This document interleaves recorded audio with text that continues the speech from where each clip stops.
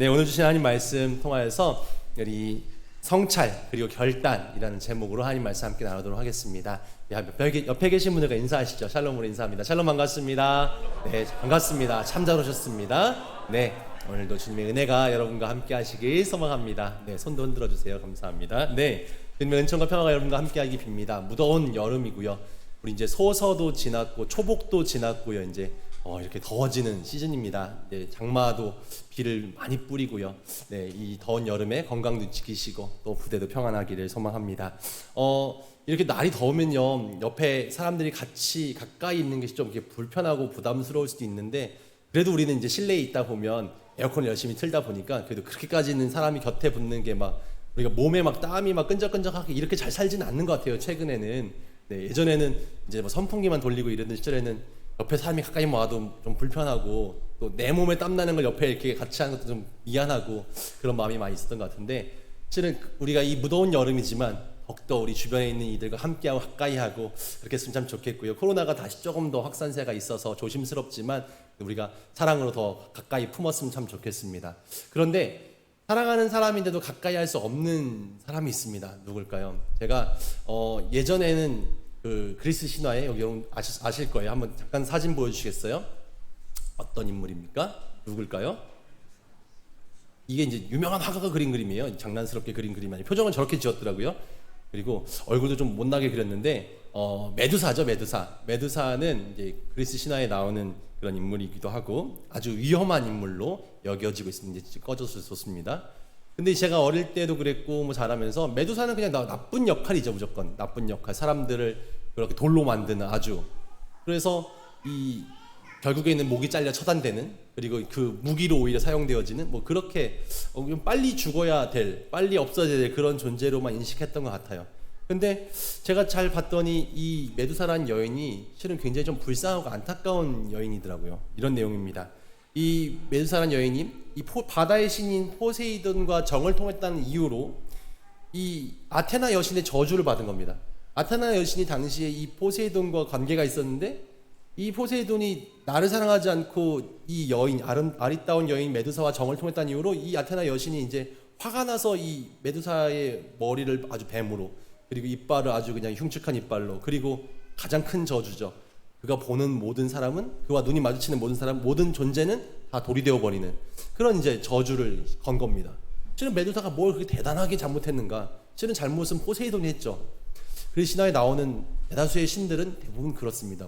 네, 제우스 신도 그랬고요. 대다수가 이제 그 욕망에 못 이겨서 죄를 지면 벌을 받는 사람들은 오히려 인간 여인들이 대부분 이제 고통을 받고 이렇게 이제 저주를 받게 되는 일들이 참 많은데, 실은 그 메두사와 눈을 마주치게 된 존재는 누구나 돌로 변했습니다. 그러면 그녀가 보기만 해도 무섭죠. 머리카락이 다 뱀이 달려 있으니까요. 보기만 해도 무섭고 흉측하고.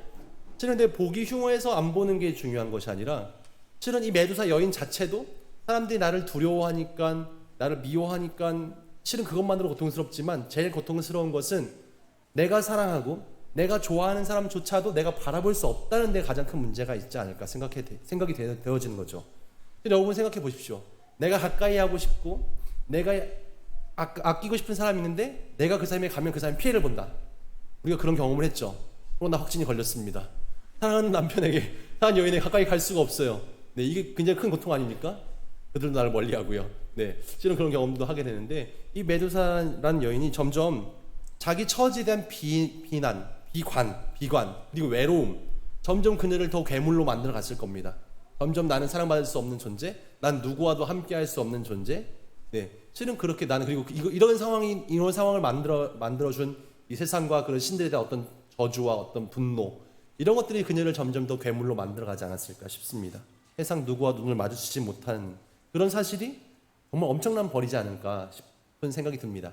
그런데 과연 우리들은 그런 저주의 능력은 없으나 내가 바라보는 눈이 다른 사람에게 정말 따뜻하고 정말 사랑을 전하고 정말 깊은 마음을 나누는 눈빛인가?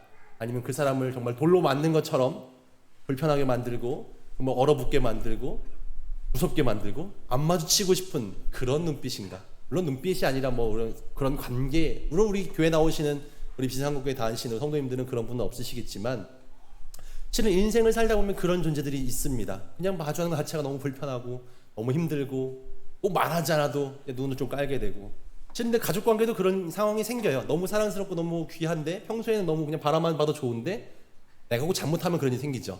내가 꼭 뭐 잘못한 일이 생기면 눈을 바라보고 대화하기가 어려워집니다. 불편하죠. 가끔 저도 그래요. 저희 집안에서도 제가 뭐 되게 잘못하면 뭐 바라보고 뭘 얘기하기가 어렵습니다. 실은 눈을 좀 피하게 되죠. 네, 실은 그것뿐만이 아니라 이상이 생겨. 제가 설교자로서 여러분과 지금 눈을 마주하고 있지 않습니까? 가끔 이제 뭐 제가 자신 있게 뭔가 말을 할 때는 그래도 정말 이렇게 확신에 차서 또 사랑스러운 눈빛으로 우리 형제들을 바라보고 성도님들 바라봅니다. 근데 설교를 하다가 스스로도 뭔가 막히고, 이게 뭔 소리지? 이게 보니까 뭔가 다들 이게 아닌 것 같은 눈빛을 하고 계셔요. 그러면 저도 이제 좀 자신감이 점점 없어지죠. 그래서 원고에만 눈을 받고 이제 잘 쳐다보지 못하고 생각이 왔다 갔다 하고 그런 경험들 자주 보실 겁니다. 네, 실은 뭔가 이렇게 우리 관계에서 우리 눈빛이 많은 이야기를 합니다. 우리가 어떤 눈빛으로 상대방을 바라보고 있는가, 그 사람을 정말 어떻게 만들어내고 있는가. 우리의 눈은 흔들리고 뭔가 이렇게 잘못될 수 있어요. 핏발선 눈이라든지 섬뜩한 눈이라든지 이글이글하다든지 흐릿하다든지 초점이 없는 눈과 마주해야 될 때 우리는 굉장히 쉽지 않죠. 저도 가끔 용사들을 만날 때 저는 애정을 가지고 인사도 하고 반갑게 맞이하고 막 소통하려고 합니다. 근데 형제들은 목사님 나한테 말 안 걸었으면 좋겠는데, 나는 아무 생각이 없는데, 난 관계하고 싶지 않은데 하는 눈빛을 보내요. 초점이 없고 관심 없고 지루한 눈빛을 보내면 상처가 되죠. 여러분들 그런 경험이 많이 있으실 거예요. 저 사람이 나랑 소통하고 싶어 하지 않는구나, 나에게 관심 갖지 않는구나, 그런 눈빛을 보낼 때 뭔가 상처가 되고 뭔가 서운하고 뭔가 그런 마음들이 생겨집니다. 반면에 그런 눈을 보는 건 고통이죠. 반면에 넉넉하고 따뜻하고 깊고 그런 눈빛을 마주하게 된다면 참 우리 행복하게 됩니다. 오늘 본문 말씀에서 실은 주님께서는 이렇게 말씀하셨어요. 눈은 몸의 등불이다. 우리 옛말에 그런 말이 있어요. 몸은 마음의 창이다. 눈은 마음의 창이다. 우리 마음을 다 드러내지 않습니까? 내 눈빛이. 우리 마음이 어떠한가, 내가 안에 두려움이 있는가, 거짓됨이 있는가, 사심이 있는가, 거리낌이 없는가. 실은 그런 모습들이 없다면 우린 정말 그렇게 따뜻하게 사랑스럽게 아주 아름답게 상대방을 볼 수 있어요. 하지만 그렇지 않다면 그런 마음이 티가 나는 거죠. 내 눈빛을 통해서 굳이 말하지 않아도, 행동하지 않아도. 근데 이와 비슷하지만 조금 다른 말씀을 주님 말씀하세요. 눈은 내 몸의 등불이다. 몸의 등불이라는 표현이 어떤 표현일까요? 그 뒤에 이어지는 말씀 보면 조금 이해가 쉬운데, 내 눈이 성하면 내 온몸이 밝을 것이요, 내 눈이 성하지 못하면 내 온몸이 어두울 것이다 라고 예수님 말씀하세요. 당연하죠. 눈이 등불이라면 등불이 환하면 잘 보일 것이고 등불이 어두우면 잘 안 보이는 것은 당연한 이치입니다. 그런데 내 눈이 밝다는 것이 과연 무엇일까? 시력이 좋다는 이야기겠습니까? 뭐 시력이 좋으면 잘 보이고 시력이 안 좋으면 잘 못 봐서 넘어지고 발 다치고 뭐 이런 얘기일까요? 실은 시력이 좋고 나쁨에 대한 이야기는 아닌 것 같은데 말이죠. 눈이 밝다, 눈이 좋다, 그래서 온몸이 밝다. 이게 과연 무슨 이야기일까? 우리는 많은 정보들을 감각으로 얻습니다. 시각, 청각, 후각, 미각, 촉각, 이런 오감, 또 육감, 이런 감각기관들을 통해서 세상과 소통합니다. 세상을 만나죠. 그런데 이 여러 가지 감각 중에서 가장 많은 정보를 수집하는 기관은 어디일까요? 어떤 감각이겠습니까? 굳이 오늘 눈 얘기 계속 하고 있잖아요. 시각이겠죠.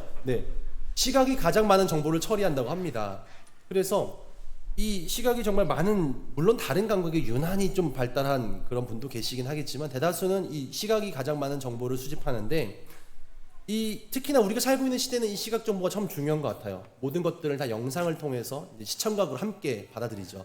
이 모든 어떤 글이라든지 영상 매체를 통해서, 또 사람의 어떤 외모나 외형들, 눈에 보이는 무언가를 통해서 모든 정보를 수집하고 얻습니다. 그리고 그걸 판단하죠. 그렇기 때문에 이것이 얼마나 매력적인가, 얼마나 나에게 유익한가를 빨리 판단하는 능력이 막 키워졌어요. 그래서 우리에게 외모가 중요하고, 뭔가 화려함이 중요하고, 뭔가 이 눈으로 봤을 때 재밌는 것이 중요하고, 뭔가 그런 내게 감각을 뭔가 자극하는 그런 게 중요하고, 그런 시대에 우리는 살고 있습니다. 이 세상에 예수님 말씀하시는데 눈이 밝아야 온몸이 성할 거다. 이런 것과 우리가 어떻게 연결해 볼 수 있을까 생각해 봅니다. 과연 우리는 눈이 밝아서 이런 것들을 잘 받아들이고 있는가? 실은 근데 우리가 이것들이 중요해지는 시대 가운데 살고 있는데, 과연 내가 이것이 과연 예수님의 뜻과 하나님께서 우리 창조하신 질서와 과연 맞는 것일까? 근데 이런 생각을 해봅니다. 예전에는 이 눈이 바깥으로 보는, 눈은 물론 밖에 달려 있어요. 우리 안을 바라보지 못합니다. 하지만 우리 안을 바라보는 눈이 있습니다. 바로 자기를 살피는, 자기를 돌아보는 성찰이라는 표현이 있습니다. 근데 예수님께서 말씀하신 눈은 바로 과연 이거 성찰을 의미하는 것이 아닐까 싶습니다. 내가 바깥으로 보는 것이 밝은 것을 이야기하는 것이 아니라 내 마음으로 살펴서 스스로를 성찰하는 것. 그래서 내가 정말 어떤 존재인가, 내가 세상과 어떻게 소통하고 있는 관계를 맺고 있는가를 잘 바라보는 것, 이게 중요합니다. 근데 이 성찰은 무엇을 전제로 하냐면 고독의 시간을 필요로 합니다. 그러니까 내가 홀로 있어야, 다른 정보들이 차단되어져야 스스로를 보게 됩니다. 내 눈을 뜨고 바깥을 보고 있으면 내 안을 보기가 쉽지 않습니다. 그래서 내가 홀로 있어야 되는데 우리는 홀로 있기가 참 어렵습니다. 늘 뭔가 소통되어 있고 접속되어 있고 연결되어 있습니다. 저도 혼자 있는 것을 참 힘들어합니다. 홀로 있다는 것이 무엇이냐면, 홀로 있는 건 좋아하는데요. 혼자 있는 건 좋아하는데 혼자 가만히 있지 않고 혼자 계속 무슨 정보를 얻죠. 뭔가 영상을 보고, 뭔가 음악을 듣고, 소리를 듣고, 뭔가 어떤 강연이나 뭔가 이런 계속 뭔가 매체를 통해서 계속되는 정보를 얻습니다. 그러니까 스스로 성찰하지 못하고 다른 정보들을 끊임없이 보고 있는 거죠. 뭔가 그 책을 보고, 영상을 보고, 화면을 보고, 소리를 듣고 계속 그렇게 외부 정보들을 끊임없이 받아들이고만 있지 내 안을 자세히 들여다보는 시간을 많이 갖고 있지 못합니다. 여러분은 어떻습니까? 내가 혼자 있어도 뭔가 핸드폰을 통해 세상과 계속 소통하고 연결되어 있지 않습니까? 그런데 이러다 보면 나 스스로를 성찰할 수 있는 기회가 점점 박탈되어집니다. 어쩌면 성찰의 시간을 견딜 수 없는 존재인지도 모르겠어요. 저도 어릴 때부터 자취생활 했는데 혼자 가만히 있으면 너무 힘들더라고요. 그래서 뭔가 고등학교 때는 TV가 없어가지고 그냥 라디오를 늘 틀어놨고, 대학 때는 자취했는데 대학 때도 뭐 내가 그걸 안 봐도 TV를 무조건 틀어놓습니다. 뭔가 소리가 나야 혼자 있으면 이 공간이 채워지는 것 같은 느낌이 드는 거죠. 그래서 계속 뭔가를 틀어놓는 거예요. 뭔가 끊임없이 잠자는 건 시간도 아까웠어요.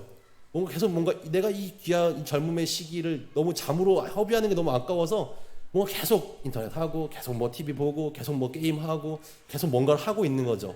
근데 이런 게 내가 홀로 있으면서 하나님과 1대1로, 아니 내 스스로와 자기 성찰하는 시간을 좀 두려워했던 게 아닐까 싶은 생각이 듭니다. 근데 이런 생각 속에서 내가 왜 그걸 피하는가, 내가 왜 자기 성찰을 하지 않는가, 자기 성찰을 하게 되면 내 안의 약함과 내 안의 상처와 내 안의 그림자와 내 안의 부끄러움과 이런 것들이 자꾸 떠오르게 되거든요. 근데 이런 걸 마주할 용기가 없는 거죠. 그런 사람들은, 자기 성찰을 하지 않고 내 안에 그런 것들을 맞닥뜨릴 용기가 없는 사람들은 남들에게 가혹해집니다. 내 마음에 있고 내 눈에 있는 것들을 보지 못하고, 내 눈에 있는 들보를 보지 않고 남에 있는 티끌을 찾기 위해 두리번거리게 되죠. 작은 티끌을 찾아내면 집요하게 물고 늘어지는 사람들이 있습니다.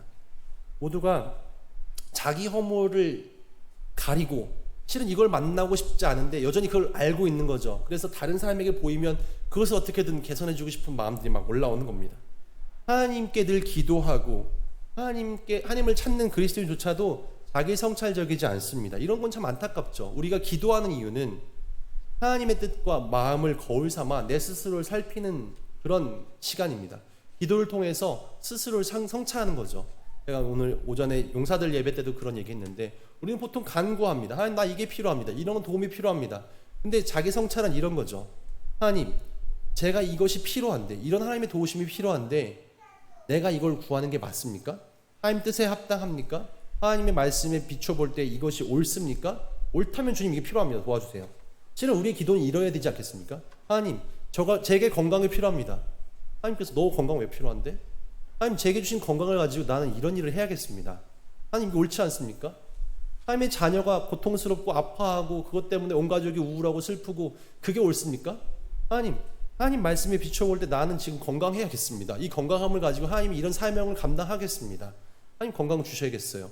실은 그냥 난 돈이 필요합니다. 하나님, 내가 왜 돈이 필요할까요? 내가 기도를 통해서 하나님께 돈을 요구합니다. 그럼 돈이 왜 필요한가? 하나님 뜻에 맞게 이 돈이 어디에 쓰여져야 되는가? 내가 자기 성찰이 필요한 거죠. 기도의 과정은 그렇습니다. 그냥 무조건 다 주세요.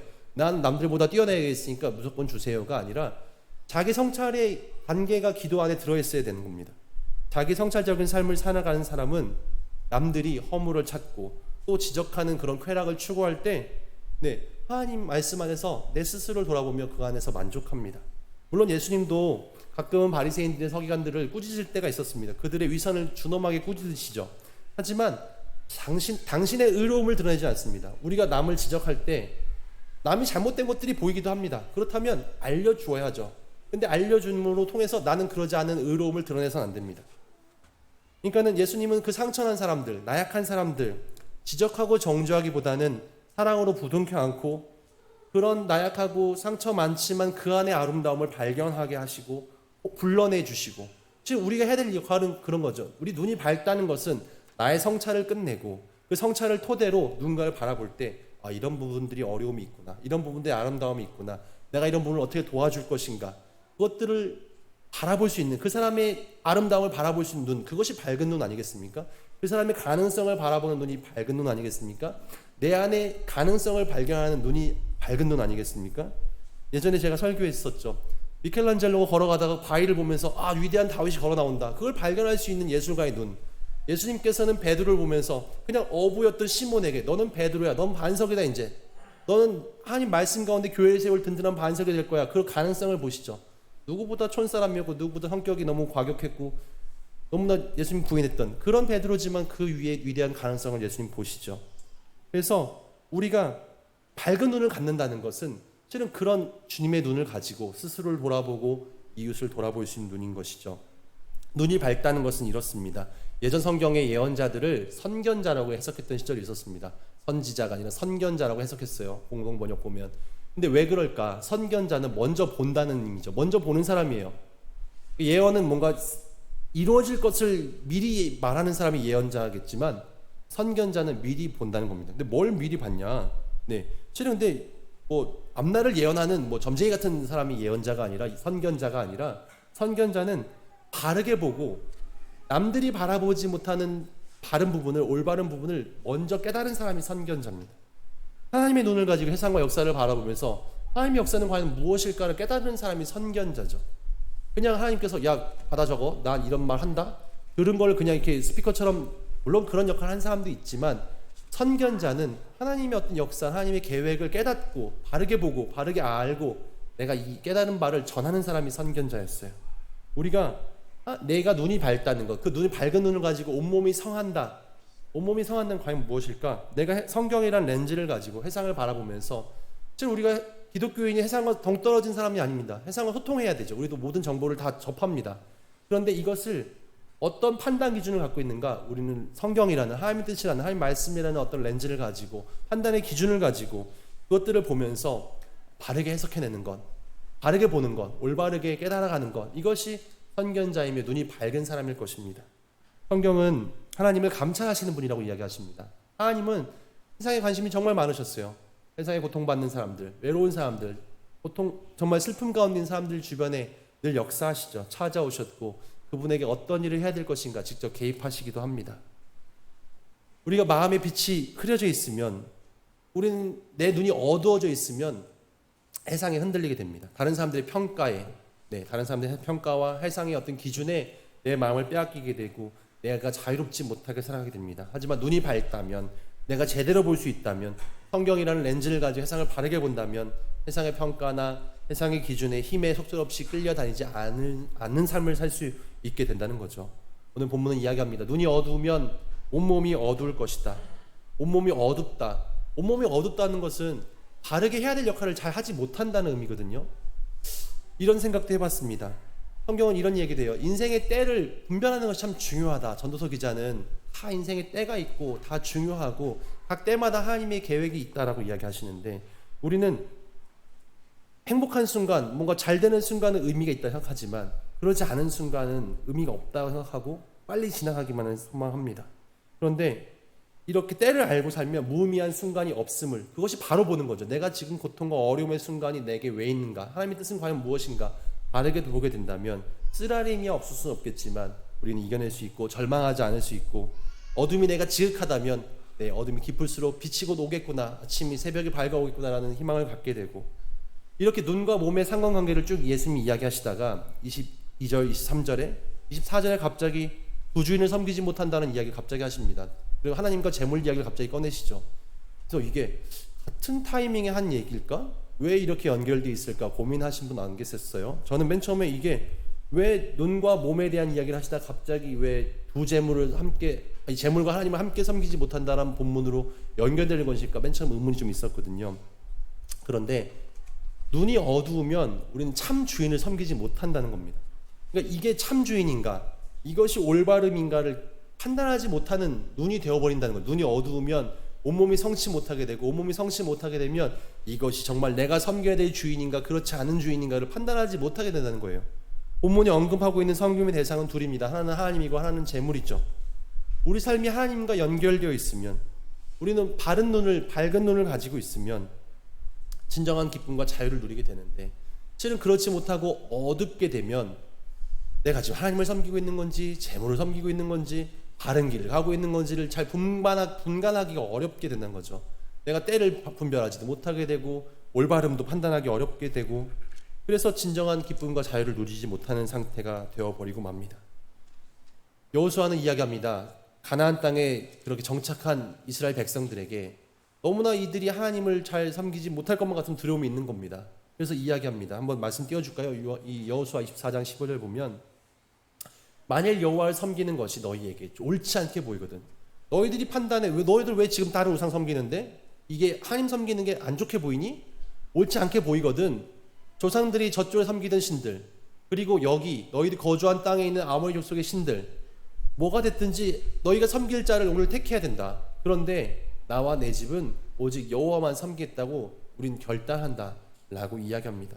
신앙은 결단인데요, 결단은 버릴 것을 확실하게 버리고 붙들 것을 확실하게 붙들어야 합니다. 한번 정하면 끝까지 굳건히 지켜내는 거죠. 하나님을 섬길 것인가 재물을 섬길 것인가, 양자택일 앞에 우리 서 있는데 우리 늘 왔다 갔다 합니다. 하나님 섬기다가도 재물도 섬기다가도, 재물 섬기다가도 또 부끄러운 것 같으니까 또 하나님 섬기다가도. 네, 실은 우리가 내 성찰이 정확하게 없다 보니까, 내 눈이 맑고 깨끗해서 스스로를 돌아보지 못하다 보니까 자꾸만 세상의 기준에 빠지게 되고, 그러다 보니까 네, 다양한 주인들을 섬기고 있는 거죠. 네, 근데 우리가 어떻게 맑은 눈으로, 밝은 눈으로 무언가를 볼 것인가? 네, 이 시가 생각이 났어요. 나태주 시인의 풀꽃이라는 한 줄짜리 시죠. 자세히 보아야 예쁘다, 오래 보아야 사랑스럽다, 너도 그렇다. 타인에게 대한 사랑의 눈빛인데, 생각해 봅니다. 우리가 어떻게, 띄워줘도 괜찮아요? 밝게 볼 것인가, 옳게 볼 것인가, 우리는 너무 그냥 대충 봅니다. 그리고 그냥 중요하지 않게 넘기죠. 근데 우리가 누군가를 바라보는 눈빛이, 또 사물을 바라보는 눈빛이 자세히 보게 될 때, 오래 보게 될 때 그것이 예쁘고 사랑스러움을 깨닫게 됩니다. 우리가 내 눈이 밝아서 내 온몸이 성하게 된다는 것이 과연 무엇일까? 내가 세상을 두리번거리며 살긴 살아요. 여기서 얘기한 대로 이게 좋아 보이는데, 이게 옳아 보이는데, 이게 매력적인데, 자꾸만 관심을 여기저기 두는데 내 시야가, 내 눈이 빨리빨리 흘러갑니다. 그런데 정말 자세히 또 오래 사랑스럽게 보고 있는가? 내가 내 일상을 가득 채우고 있는 하나님께서 주시는 어떤 그런 은혜와 하나님 주신 숨결과 또 내가 만나게 된 사람의 얼굴을 정말 환하고 정말 환대의 마음으로 정말 뜨겁게 오래 자세히 바라보고 있는가? 그 속에서 하나님의 뜻과 영광을 과연 보고 있는가? 우리는 쉽게 이야기합니다. 하나님 뜻대로, 하나님 영광대로.